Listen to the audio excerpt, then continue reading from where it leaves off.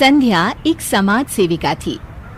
महिलाओं के खिलाफ अगर कोई भी अत्याचार कहीं पर भी होता तो संध्या वहां पहुंच जाती। देखो हरिया, तुम्हारी बीवी को तुमने वो हक नहीं दिया जिसकी वो हकदार थी। अरे नहीं नहीं संध्या दीदी, ये तो बहुत ही अच्छे हैं, मेरा पूरा ख्याल रखते हैं और हमसे बहुत ही प्यार भी करते हैं। अरे सब बकवास है। मुझे तुम्हारे पड़ोसियों ने बताया है कि तुम माँ बनने वाली हो। हाँ जी दीदी, बस ऊपर वाले का आशीर्वाद है।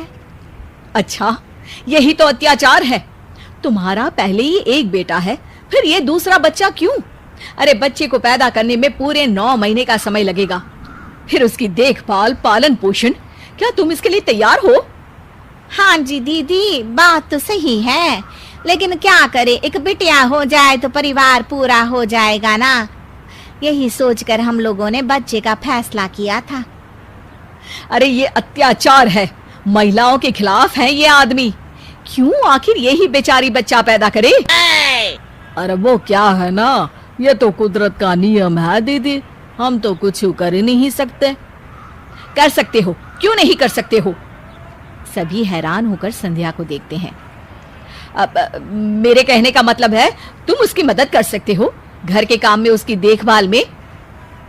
हाँ हाँ, वो तो हम जरूरी करेंगे दीदी, आप ना निश्चिंत होकर जाइए जी। संध्या वहां से चली जाती है।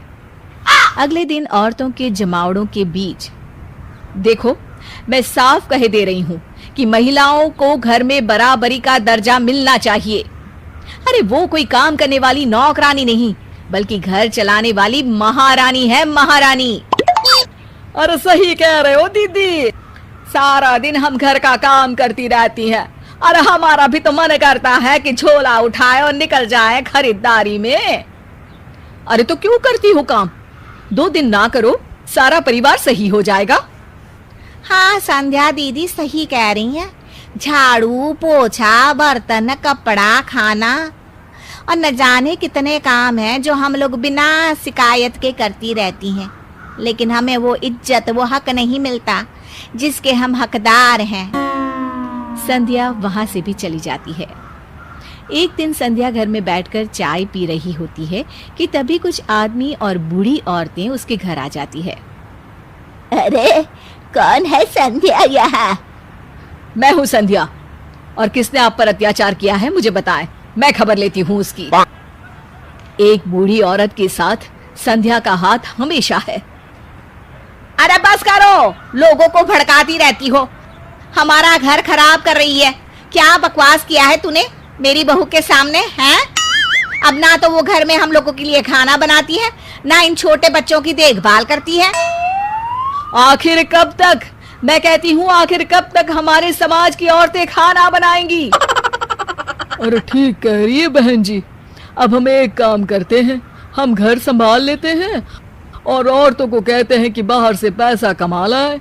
अरे वो भी तो जरूरी है ना, कमाएंगे नहीं तो खाएंगे क्या? संध्या सोच में पड़ जाती है।